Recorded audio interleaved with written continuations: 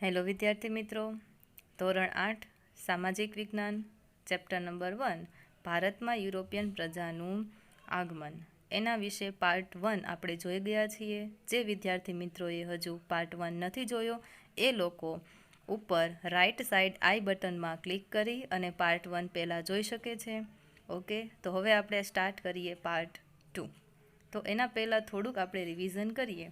તો આપણે કયા કયા ટોપિકને જોઈ ગયા છીએ એના વિશે માહિતી મેળવીશું. બરાબર છે? તો થોડીક માહિતી મેળવીએ તો આપણે નવા જળમાર્ગ અને જૂના જળમાર્ગ વિશે આપણે માહિતી મેળવેલી હતી.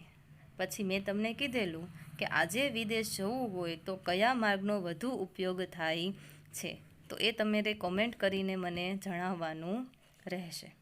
પછી આપણે ક્રિસ્ટોફર કોલંબસ અને વાસ્કો દ ગામા વિશે માહિતી મેળવેલી હતી.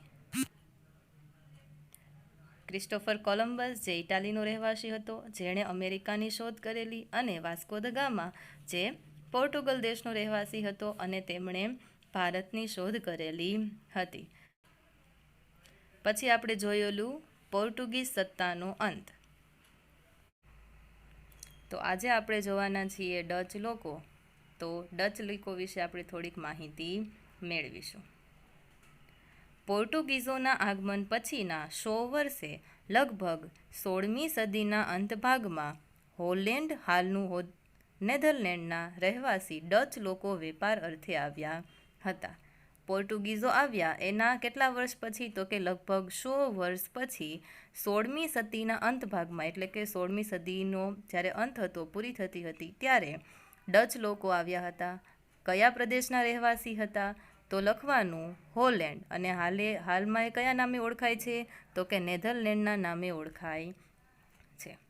સૌ પ્રથમ પુલિકટ અને મદ્રાસમાં તેમણે કોઠીઓ સ્થાપી. સૌ પ્રથમ શું કર્યું? તો કે એમણે 2 પ્રદેશની અંદર કોઠીઓ સ્થાપી. કયા કયા? પુલિકટ અને મદ્રાસ. મદ્રાસ હાલમાં ચેન્નઈના નામે ઓળખાય છે.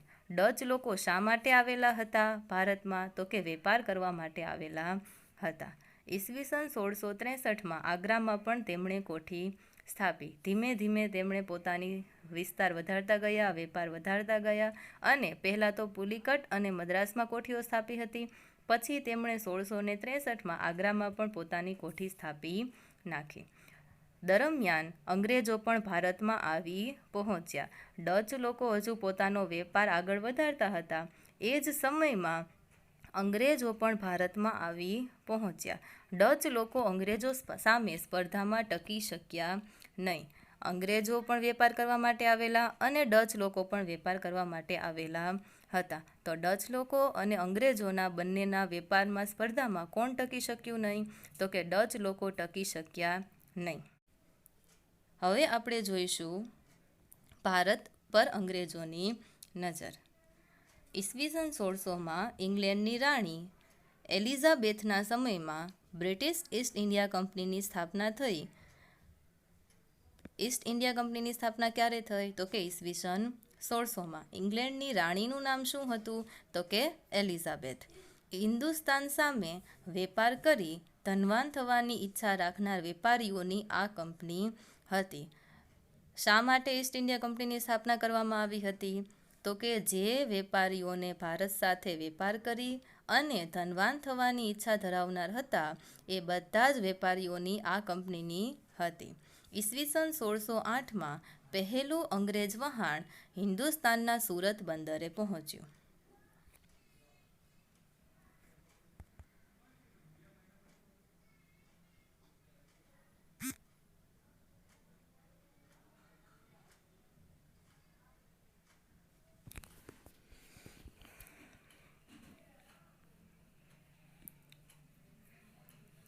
તો હવે આગળનો ટોપિક જોઈએ, ભારત પર અંગ્રેજોની નજર.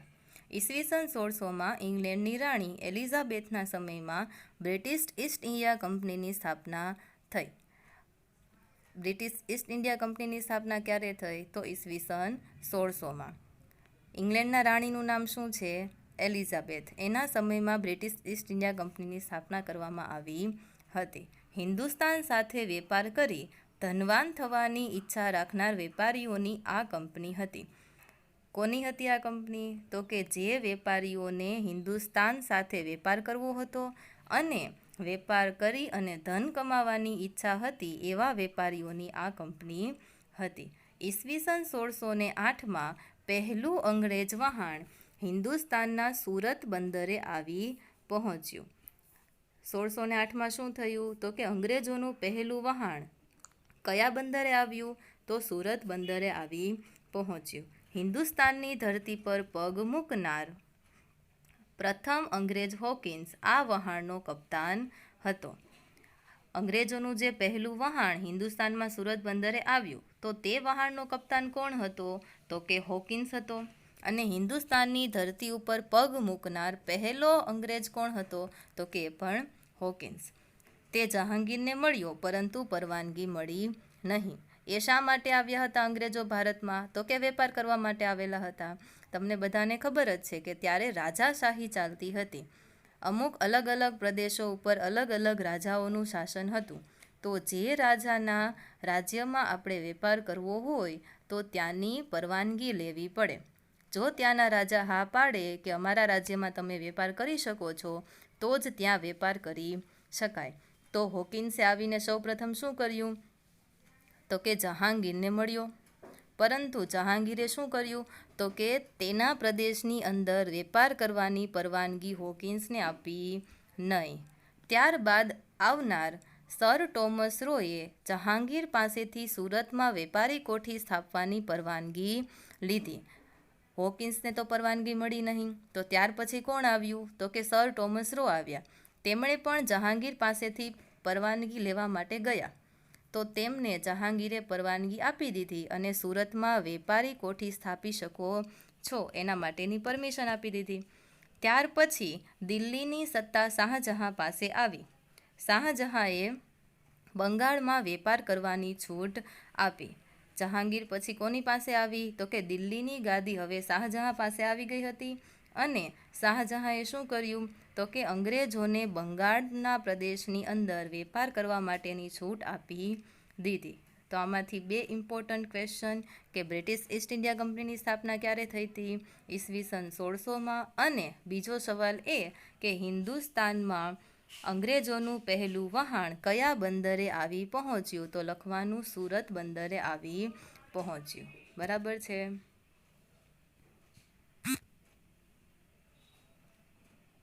હવે આપણે જોઈશું ફ્રેન્ચ લોકો. સૌ પ્રથમ પોર્ટુગીઝ લોકો આવ્યા. પોર્ટુગીઝો પછી આવ્યા ડચ પ્રજા.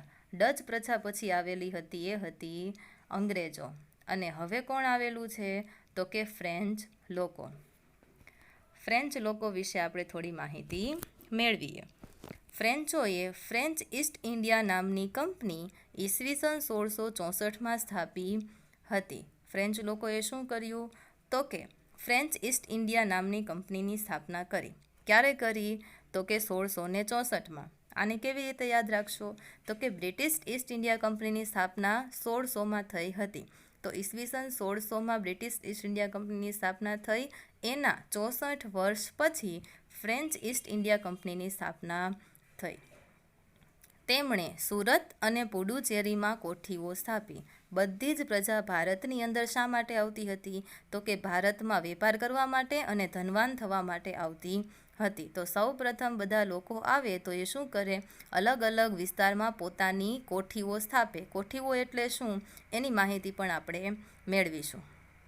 તો સૌ પ્રથમે કોઠીઓ સ્થાપે. તો ફ્રેન્ચ લોકોએ ક્યાં કોઠીઓ સ્થાપી? તો કે સુરત અને પુડુચેરીમાં. હાલમાં પોંડુચેરીના નામે ઓળખાય છે. બરાબર. ફ્રેન્ચોની કંપનીનો વડો દુપ્લે હતો, જેને ભારતમાં યુરોપિયન સત્તા વિસ્તાર કરવાની ઈચ્છા થઈ. હવે આ ફ્રેન્ચ ઈસ્ટ ઇન્ડિયા કંપનીની સ્થાપના થઈ તો એ કંપનીના વડાનું નામ શું છે? તો કે દુપ્લે. યાદ રાખજો, દુપ્લે. તો એને શું ઈચ્છા થઈ? તો કે ભારતની અંદર પોતે જે દેશમાંથી આવેલો છે એ દેશની સત્તા વિસ્તાર કરવાની ઈચ્છા થઈ. આમ યુરોપિયન પ્રજામાં અંગ્રેજો અને ફ્રેન્ચો બે બળવાન કંપનીઓ એકબીજાની હરીફાઈ કરતી હતી. હવે શું થયું? તો કે યુરોપિયન પ્રજા, કઈ બે પ્રજા? તો કે અંગ્રેજો અને ફ્રેન્ચો બંને યુરોપમાંથી જ આવેલા હતા. તો અંગ્રેજો અને ફ્રેન્ચો બંનેની બળવાન કંપનીઓ, કઈ કંપનીઓ? તો કે અંગ્રેજોની બ્રિટિશ ઈસ્ટ ઇન્ડિયા કંપની, ફ્રેન્ચોની ફ્રેન્ચ ઈસ્ટ ઇન્ડિયા કંપની, બંને કંપનીઓ વચ્ચે હવે કોનો વેપાર વધારે થાય એના માટેની હરીફાઈ ચાલતી હતી. કોની સત્તા કયા પ્રદેશમાં વધારે, તો એના માટેની હરીફાઈ શરૂ થઈ ગઈ. આમ છતાં તકરારો અને લડાઈઓ થઈ, જેમાં છેવટે અંગ્રેજો સફળ થયા. શું થયું? તો કે ફ્રેન્ચો સાથે પણ અંગ્રેજોની ઘણી બધી તકરારો થઈ, ઘણી બધી લડાઈઓ થઈ, જેમાં અંતે શું થયું? તો કે અંગ્રેજ પ્રજા સામે ફ્રેન્ચ લોકો ટકી શક્યા નહીં. જેવી રીતે અંગ્રેજો અને ડચની સ્પર્ધા થઈ હતી, જેમાં ડચ પ્રજા ટકી શકી નહીં, એવી જ રીતે અંગ્રેજો અને ફ્રેન્ચોની સ્પર્ધા થઈ, હરીફાઈઓ થઈ, ઘણી બધી લડાઈઓ થઈ, એમાં ફ્રેન્ચ લોકો ટકી શક્યા હતા નહીં. પરંતુ ફ્રેન્ચો પાસે છેવટે પુડુચેરી, માહે, ચંદ્રનગર અને થાણા વેપારી મથકો રહ્યા. ફ્રેન્ચ લોકો અંગ્રેજોની સામે સ્પર્ધામાં ટકી શક્યા નહીં, પરંતુ હજુ પણ એની પાસે થોડાક પ્રદેશો બાકી હતા. એ પ્રદેશો કયા કયા છે? તો કે પુડુચેરી, માહે, ચંદ્રનગર અને થાણા. આટલા વેપારી મથકો હજુ પણ ફ્રેન્ચ લોકો પાસે હતા. હવે જોઈએ બંગાળામાં અંગ્રેજોનો વેપાર. બંગાળમાં અંગ્રેજોએ ધીમે ધીમે પગ પેસારો કર્યો, ત્યાં વેપાર કરવા માટેની પરવાનગી મેળવી અને પોતાનો વેપાર કેવી રીતે વધાર્યો, પોતાની સત્તા કેવી રીતે વધારી, તેના વિશે હવે થોડી માહિતી મેળવીશું. બંગાળામાં અંગ્રેજોનો વેપાર. ઈસવીસન 1651માં હુગલી નદીને કાંઠે અંગ્રેજોએ પહેલ વહેલો વેપાર કરવાની શરૂઆત કરી. બંગાળામાં તેમને પરવાનગી તો મળી ગઈ કે બંગાળામાં એ વેપાર કરી શકે છે. તો સૌ પ્રથમ તેમણે ક્યાં શરૂઆત કરી? તો કે હુગલી નદીના કાંઠે સૌ પ્રથમ 1651માં અંગ્રેજોએ વેપાર કરવાની શરૂઆત કરી. પોતાની કોઠીઓ સ્થાપી. મેં હમણાં કીધું એમ, જે પ્રજા ભારતની અંદર વેપાર કરવા માટે આવે એ સૌ પ્રથમ શું કરે? તો કે અલગ અલગ પ્રદેશોમાં કોઠીઓની સ્થાપના કરે. કોઠીઓ એટલે શું? તે પણ તમે નીચે 1.4માં જોઈ શકો છો. એમાં જુઓ તો અહીંયા ચિત્ર આપેલું છે. એ શું છે? તો કે કોઠીઓ છે. બરાબર છે. કોઠીઓ સ્થાપી અને આજુબાજુ કિલ્લાઓ બાંધ્યા. કિલ્લાઓ શા માટે બાંધતા? તો કે પોતે જે કોઠીઓ સ્થાપેલી છે એ કોઠીઓનું રક્ષણ કરવા માટે કિલ્લાઓ પણ એ લોકો બાંધી દેતા. પોતાના રક્ષણ માટે સૈનિકો રાખ્યા અને મુઘલ બાદશાહ ઔરંગઝેબ પાસેથી વાર્ષિક ખંડણીના બદલામાં કરવેરા આપ્યા વગર વેપાર કરવાની પરવાનગી મેળવી લીધી. શું થયું? તો કે પોતાના રક્ષણ માટે સૌપ્રથમ કોઠીઓ સ્થાપતા, કોઠીના રક્ષણ માટે એ લોકો કિલ્લાઓ બાંધી દેતા અને અંગ્રેજો પોતાના રક્ષણ માટે શું કરતા? તો કે ઘણા બધા સૈનિકો રાખતા હતા. હવે મુઘલ બાદશાહ કોણ? તો કે ઔરંગઝેબ. એમની પાસેથી કેવી પરવાનગી મેળવી લીધી? તો કે વાર્ષિક ખંડણીના બદલામાં કરવેરા આપ્યા વગર જ. મીન્સ કે આખા વર્ષ દરમિયાન એ જેટલો પણ વેપાર કરશે એ વેપારમાં એ લોકો કરવેરા આપશે નહીં. કરવેરા આપ્યા વગર જ એની કંપની છે એ બધો જ વેપાર કરશે. એવી પરવાનગી મુઘલ બાદશાહ ઔરંગઝેબ પાસેથી અંગ્રેજોએ લીધી.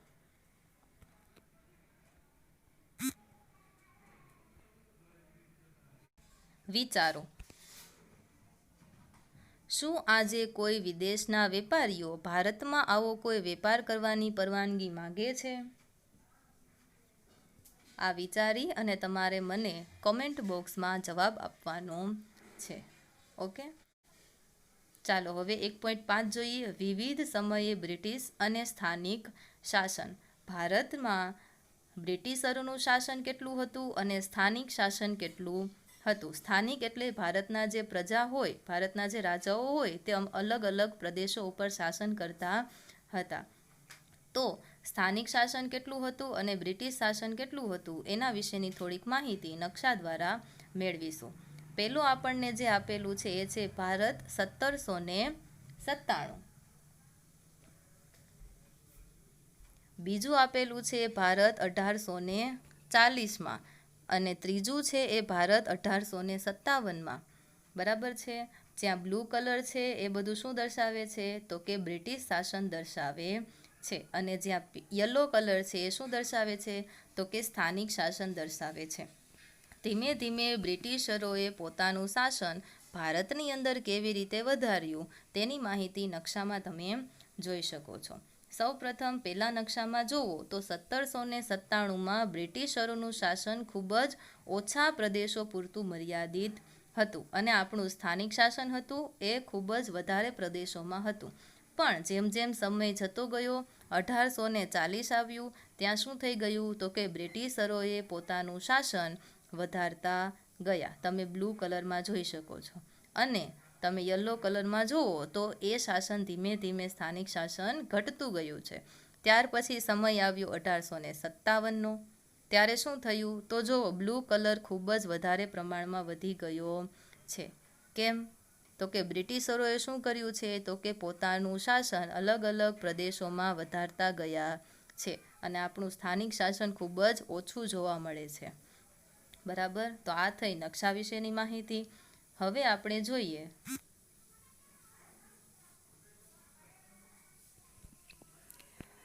હવે કંપની વધુને વધુ ધન કમાવાની હોડમાં લાગી ચૂકી હતી. હવે બ્રિટિશ ઈસ્ટ ઇન્ડિયા કંપની હતી એ શું કરતી હતી તો કે એને વધારેમાં વધારે ભારતમાંથી ધન કમાવવું હતું. હોડ એટલે હરીફાઈ. બંગાળમાં કરમુક્ત વેપાર કરવાના ફરમાનમાં ફક્ત કંપનીને જ કરમુક્ત વેપાર કરવાની પરમિશન હતી, પરંતુ કંપનીના અધિકારીઓ વ્યક્તિગત વેપાર કરતા તેમાં પણ કર આપતા નહીં. હવે જુઓ શું થયું. ઔરંગઝેબે શું કર્યું હતું તો કે બ્રિટિશ ઈસ્ટ ઇન્ડિયા કંપની હતી એમને જ ખાલી કરમુક્ત વેપાર કરવા માટેની છૂટ આપેલી હતી, પણ કંપનીના જે અધિકારીઓ હતા, કંપનીમાં જે લોકો કામ કરતા હતા એ લોકો વ્યક્તિગત વેપાર કરતા એમાં પણ કર આપતા નહીં. હવે કર આપે નહીં તો ઔરંગઝેબનું જે પ્રદેશ હોય તે પ્રદેશ સરખી રીતે ચાલી શકે નહીં. રાજાની મેઇન મુખ્ય આવક કઈ હોય તો કે કર મળે તો જ એ લોકો પોતાનું શાસન બરાબર રીતે ચલાવી શકે. પણ અહીંયા તો શું થયું તો કે કંપની તો કરતી જ હતી કરમુક્ત વેપાર, પણ હવે એના અધિકારીઓ પણ જાતે જે વેપાર કરતા એમાં પણ કર આપતા હતા નહીં, જેથી બંગાળની કરવેરાની આવક ઘટી ગઈ. તો બંગાળમાં જે કરવેરાથી રાજાને આવક થતી એ આવક હવે શું થઈ ગઈ ઘટી ગઈ, જેનો બંગાળના નવાબ મુર્શિદ અલી ખાએ વિરોધ કર્યો. હવે બંગાળના ત્યારના જે નવાબ હતા એ કોણ હતા તો કે મુર્શિદ અલી ખા. હવે જે રાજાની કરવેરાની આવક ઘટી જાય એ સહન કરી શકે નહીં, એમણે અંગ્રેજોનો વિરોધ કર્યો. આ વિવાદ દિન પ્રતિદિન વધતો રહ્યો. હવે શું થયું, જેમ જેમ દિવસો જતા ગયા તેમ તેમ અંગ્રેજો અને મુર્શિદ અલી ખા બંનેનો વિવાદ હતો, લડાઈ ઝઘડા હતા એ દિવસે ને દિવસે વધતા ગયા. તેના પરિણામે ઈસવીસન 1757માં પ્લાસીનું યુદ્ધ થયું. તો છેલ્લે મુર્શિદ અલી ખાં અને અંગ્રેજો બંને કોઈ પણ સમાધાન માટે તૈયાર થયા નહીં. તો એના લીધે પ્લાસીનું યુદ્ધ ક્યારે થયું 1757માં થયું.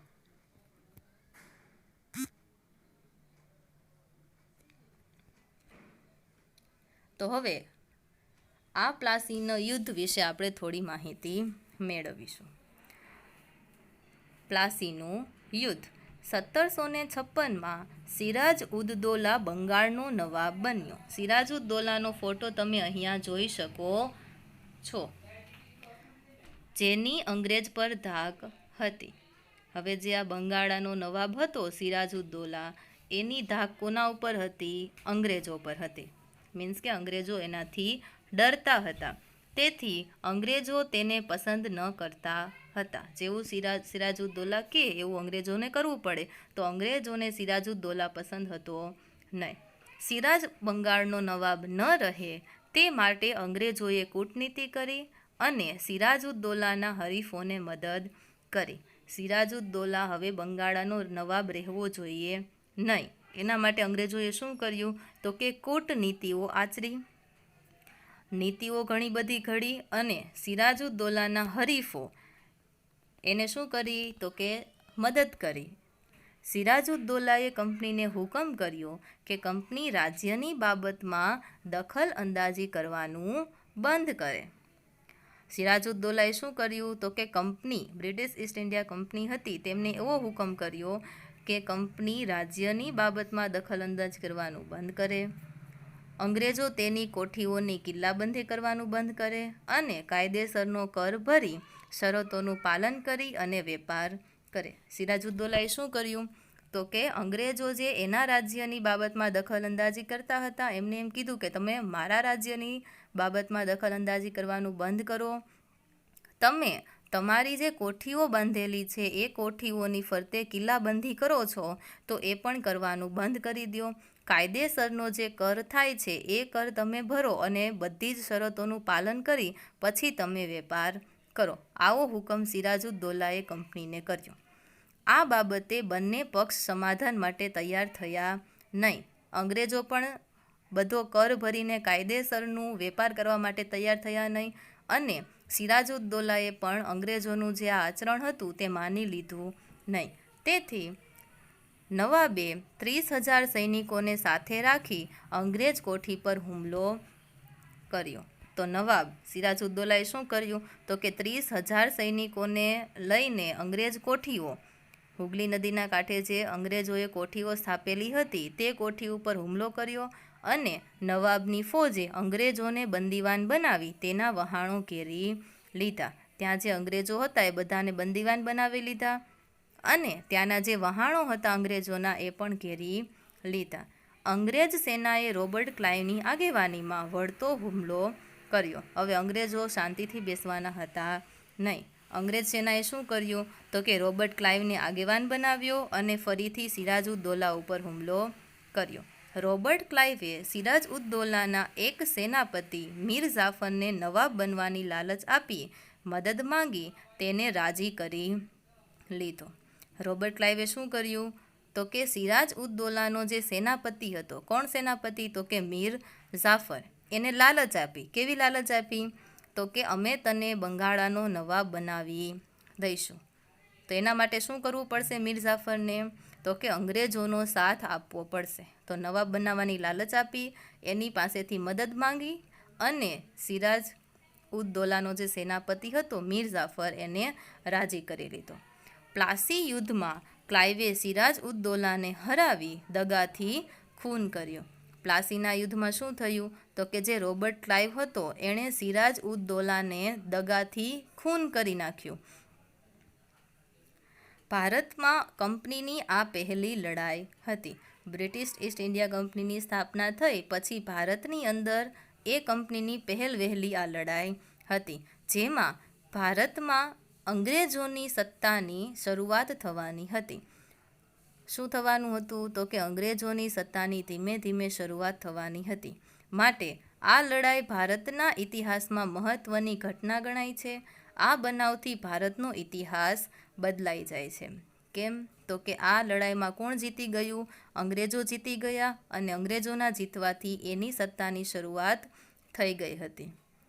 તો એના લીધે ભારતનો ઇતિહાસ છે એ બદલાય છે. એના માટે જ આ જે પ્લાસીનું યુદ્ધ છે એને મહત્ત્વની ઘટના ગણવામાં આવે છે. હવે જોઈએ આટલું જાણો. પ્લાસી, શું આપ જાણો છો કે પ્લાસી નામ કેવી રીતે પડ્યું? હવે આ પ્લાસીનું યુદ્ધ તો આપણે જોયું, પણ આ પ્લાસી નામ કેવી રીતે પડ્યું એના વિશે થોડી માહિતી મેળવીએ. ખરેખર મૂળ નામ પલાસી છે. ઓકે, એનું મૂળ નામ શું છે? પલાસી છે.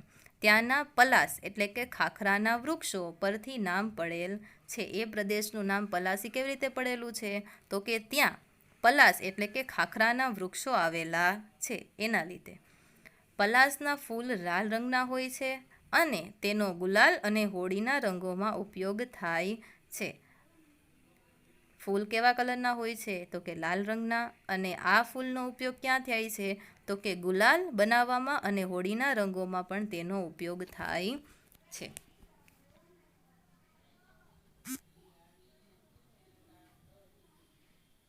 વિચારો, પ્લાસીના યુદ્ધમાં સિરાજઉદ્દૌલા જીત્યો હોત તો? અહીંયા સવાલ આપેલો છે, પ્લાસીના યુદ્ધમાં સિરાજઉદ્દૌલા જીત્યો હોત તો શું થાત? તો અંગ્રેજોની સત્તાની શરૂઆત થઈ શકી હોત નહીં. અંગ્રેજો જીતી ગયા, એના લીધે જ અંગ્રેજોએ પોતાની સત્તાની શરૂઆત કરી. પણ જો સિરાજુદ્દૌલા જીત્યા હોત તો અંગ્રેજોની સત્તાની શરૂઆત થઈ શકે નહીં. હવે આપણે જોઈશું બક્સરની લડાઈ. પ્લાસીના યુદ્ધ પછી મીર જાફરને બંગાળનો નવાબ બનાવીને કંપનીએ પોતાની ઈચ્છા સંતોષી, પરંતુ કંપનીને એવો માણસ જોઈતો હતો જે તેના ઈશારે કામ કરે. પરંતુ કેટલીક બાબતોમાં મીર જાફરે કંપનીનો વિરોધ કર્યો. પ્લાસીનું યુદ્ધ થઈ ગયું, એમાં કોણ જીતી ગયું? અંગ્રેજો જીતી ગયા. તો અંગ્રેજોએ સિરાજઉદ્દૌલાના સેનાપતિ મીર જાફરને એક લાલચ આપી હતી. કઈ લાલચ આપી હતી? તો કે એને બંગાળનો નવાબ બનાવશે. તો મીર જાફરને શું કર્યું? અંગ્રેજોએ બંગાળાનો નવાબ બનાવી દીધો અને કંપનીની જે ઈચ્છા હતી એને સંતોષી. પરંતુ શું થયું? અંગ્રેજોને કેવો માણસ જોઈતો હતો કે જેવી કંપની કહે એવા જ કામ કરવાના રહે. બંગાળનો જે નવાબ હોય, કંપની કહે એના ઈશારે જ કામ કરે એવો માણસ જોઈતો હતો. પણ થયું શું? તો કે ઘણી બધી એવી બાબતો હતી કે જેમાં મીર જાફર કંપનીનો વિરોધ કરતો હતો. બધી જ બાબતો કંપનીની મીર જાફર માની લેતો હતો નહીં. તેથી કંપનીએ તેને દૂર કરી, તેની જગ્યાએ મીર કાસિમને નવાબ બનાવી દીધો. હવે કંપનીને ઈશારે કામ નહીં કરે તો એવા માણસને એ નવાબ બનવા દેશે નહીં. તો કંપનીએ મીર જાફરને શું કરી દીધો? તો કે ત્યાંથી દૂર કરી દીધો અને મીર કાસિમને બંગાળાનો નવાબ બનાવ્યો. નવાબ બન્યા પછી મીર કાસિમ કંપનીને પરેશાન કરવા લાગ્યો. એવું લાગતા ઈસવીસન 1664માં બક્સરની લડાઈ દ્વારા તેને હરાવીને મીર જાફરને ફરીથી બંગાળાનો નવાબ બનાવી દીધો. હવે થયું શું? તો કે મીર કાસિમને નવાબ બનાવ્યો. તો મીર કાસિમ પણ શું કરતો હતો? તો કે કંપનીને પરેશાન કરતો હતો. કંપનીની બધી જ બાબતો માની લેતો હતો નહીં. એવું કંપનીને લાગ્યું એટલે એણે હવે બક્સરની લડાઈ કરી. ક્યારે કરી? 1764માં. 1764માં ફરીથી એણે મીર કાસિમને હરાવી દીધો અને મીર જાફરને બીજી વાર બંગાળાનો નવાબ બનાવી દીધો. ઈસવીસન 1765માં મીર જાફરનું મૃત્યુ થયું. 1 વર્ષ ગાદી ઉપર બેઠો મીર જાફર, પછી 1765માં એનું મૃત્યુ થઈ ગયું. તે પછી ક્લાઇવ ખુદ બંગાળનો નવાબ બની બેઠો. અંગ્રેજ હતો રોબર્ટ ક્લાઇવ, એણે હવે શું કર્યું? તો કે બંગાળાની ગાદી ફરીથી ખાલી થઈ ગઈ. તો એમાં રોબર્ટ ક્લાઇવ જાતે જ બંગાળાનો નવાબ બનીને બેસી ગયો. આમ બંગાળથી શરૂ થયેલા અંગ્રેજ શાસને પૂરા ભારતને કેવી રીતે ગુલામીની જંજીરમાં જકડી લીધું અને ઈસ્ટ ઇન્ડિયા કંપની એક વેપારી કંપનીમાંથી આગળ વધતા આખાય ઉપખંડની શક્તિશાળી સત્તા બની ગઈ, તે વિશે વધુ વાત આપણે પછીના પ્રકરણમાં શીખીશું. શું કહે છે? તો કે અંગ્રેજોએ શું કર્યું? તો કે બંગાળાથી પોતાની સત્તાની શરૂઆત કરી અને આખા ભારતને પોતાની ગુલામીની જંજીરમાં જકડી લીધું. તો આ કેવી રીતે એમણે કર્યું? આખાય ઉપખંડની શક્તિશાળી સત્તા બની ગઈ. તો આ કેવી રીતે અંગ્રેજોએ કર્યું તેના વિશેની માહિતી આપણે આના પછીના પ્રકરણમાં શીખીશું. બક્સરની લડાઈમાં શું થયું એ જોઈએ. તો સૌપ્રથમ કંપનીએ શું કર્યું? તો કે મીર જાફરને બંગાળાનો નવાબ બનાવ્યો. પણ મીર જાફર કંપનીનો વિરોધ કરતો હતો તો શું કર્યું? તો કે મીર જાફરને નવાબમાંથી કાઢી નાખ્યો અને મીર કાસિમને બનાવ્યો. પણ મીર કાસિમ પણ બધી બાબતો માનતો હતો નહીં. એના લીધે બક્સરની લડાઈ કરી 1764માં અને મીર કાસિમને તેના પદ પરથી હટાવી ફરીથી મીર જાફરને બંગાળાનો નવાબ બનાવી દીધો. તો મીર જાફર પાછો 1 વર્ષ સુધી ગાદી પર રહ્યો પણ તેનું મૃત્યુ થઈ ગયું. તો હવે રાજાનું મૃત્યુ થઈ જાય તો પછી ગાદી ફરીથી ખાલી થાય. તો રોબર્ટ ક્લાઇવ જાતે જ બંગાળાનો નવાબ બની બેઠો અને બંગાળથી જે આ શરૂ થયું હતું તો અંગ્રેજોએ ધીમે ધીમે આખાય ઉપખંડમાં પોતે શક્તિશાળી સત્તા બની બેઠા. એના વિશે આપણે આગળના પ્રકરણમાં શીખવાના છીએ. હવે જુઓ, વિચારો. પ્લાસીનું યુદ્ધ અને સિરાજુદ્દૌલાના મૃત્યુ અંગે જૂના અખબારોમાં અહેવાલ છપાય. તે પૈકી એક છાપું બ્રિટનથી અને એક છાપું પટણાથી પ્રગટ થયું હોય તો બંને છાપાની હેડલાઇન શું હશે તે લખો. બરાબર છે. પ્લાસીનું યુદ્ધ થયું અને સિરાજુદ્દૌલાનું મૃત્યુ થઈ ગયું. બરાબર છે. તો જૂના અખબારોની અંદર કેવો અહેવાલ છપાયો હશે? એક બ્રિટનથી અને એક આપણા ભારતમાં પટણાથી. બ્રિટનના છાપાની હેડલાઇન શું હોઈ શકે? તો કે હજારો માઇલ દૂર આપણો દેશ ભારતમાં એક સ્વતંત્ર પ્રદેશનો માલિક બની બેઠો છે. પણ પટણામાંથી જો કોઈ છાપું પ્રગટ થાય તો એમાં શું આવશે? તો કે બંગાળામાં સ્વદેશી શાસનનો અંત થઈ ગયો અને પરદેશી શાસનની શરૂઆત થઈ ગઈ. આવી રીતે અહેવાલ છપાઈ શકે છે. તો પાઠ નંબર 1 યુરોપિયન પ્રજાનું આગમન એ આપણે જોઈ ગયા છીએ. પાઠ નંબર 2 આપણી આસપાસ શું, એ તમારે જોવો હોય તો તમારી સ્ક્રીન પર વિડીયો દેખાશે, એના પર ક્લિક કરી અને તમે પાઠ નંબર 2 વિશે માહિતી મેળવી શકો છો. તો તમને આ વિડીયોમાં ઘણી બધી માહિતી મળી હશે. તો આવી જ રીતે અમે અલગ અલગ પાઠના વિડીયો મૂકતા રહીશું અને તમે જોતા રહેશો. અને તમને ગમે તો લાઈક કરો, સબસ્ક્રાઈબ કરો and share with your friends. Thank you.